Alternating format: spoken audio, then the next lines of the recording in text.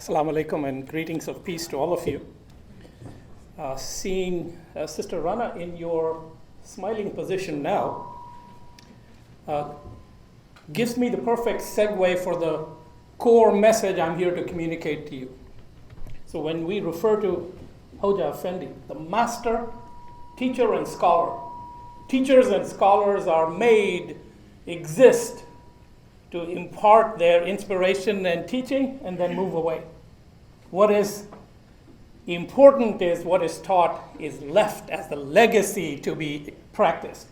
So my reminder, since the passing of our beloved leader, to all of the wonderful brothers and sisters in the movement is the same that I'm giving to you now. Today we stand here not just as a memorial service, but it's a celebration of a life of inspired living and teaching. And you all are blessed to be part of that movement, to carry that forward. So hang on to the wonderful memories. The tears will come, but I'd love you to have that smile on your face. And I say that from the bottom of my heart to each one of the Hizmet brothers and sisters. This is the occasion for you to celebrate that you have been inspired and now you have the legacy to live on.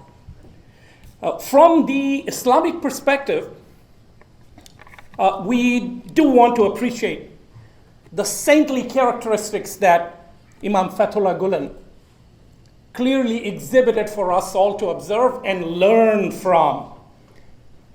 The basis for his exceptional piety, his wisdom, and his devotion, coming from the high level of taqwa, of piety, the deep sense of fear and reverence for Allah subhanahu wa ta'ala. From his ihsan, the excellence, the striving for moral heights and spiritual growth. From his ilm, his knowledge, the deep understanding of Islam, the theology, the jurisprudence, and then the connection to putting that into practice. The wara'a, the distance from worldly desires. The focus on the hereafter while relying on the best from the world without getting sucked into it. And lastly, the tawakkul, the reliance solely on the Lord's will and his provisions. So he clearly was destined to be the master teacher that he ended up being. Inspiring and tremendously influencing Muslims around the globe and people of other faiths too, as is witnessed by the lovers of the movement here and around the world who are from other faiths too. Guiding us all to higher standards of human excellence based, as Muslims will recognize, on the prophetic characteristics. The raising of human morals, character, and actions toward the divinely guided threshold of the highest level of excellence, fi ahsani taqweem, created for high standards. Inspiring us in all his teachings, his lectures, and actions to excel in virtues while avoiding any wrong.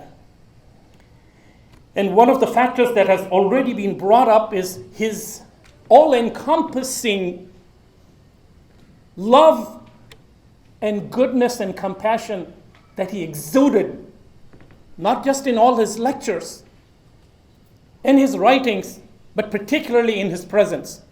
And I was struck, I was honored to accompany the dear brothers and sisters here from the movement last year to be in his presence.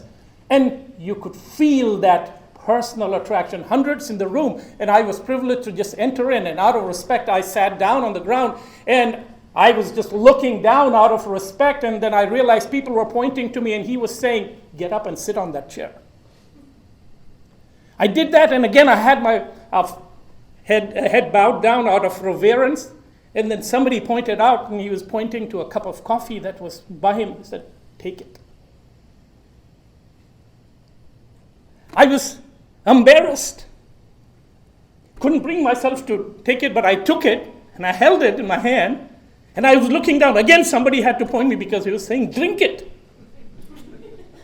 It was amazing. It was an amazing experience Because he was doing that to hundreds of people in that room and the millions around the world who have been inspired by him, that there was some personal connection, there was a spiritual exuberance and love and goodness around him.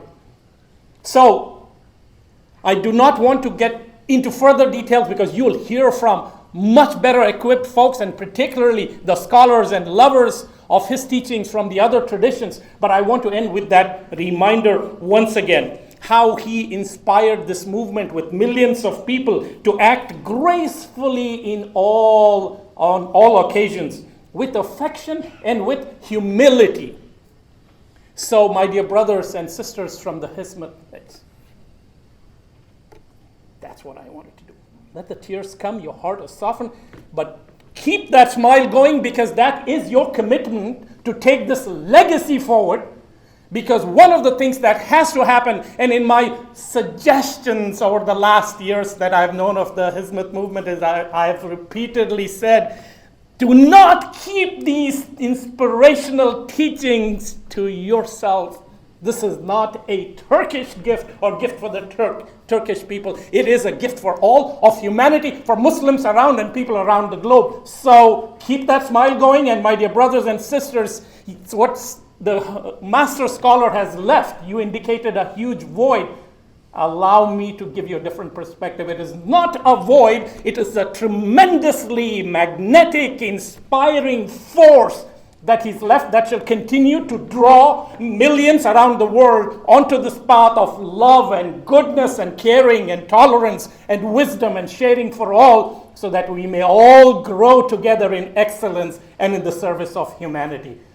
May Allah subhanahu wa ta'ala enter our Imam Fethullah Gulen into the highest annals of paradise, inshallah, and may he inspire ease and prosperity in the minds of those who are feeling the loss, and may he inspire all of us to truly adopt and move forward the wonderful legacy that Imam Fethullah Gulen has left behind. Jazakumullahu khairan.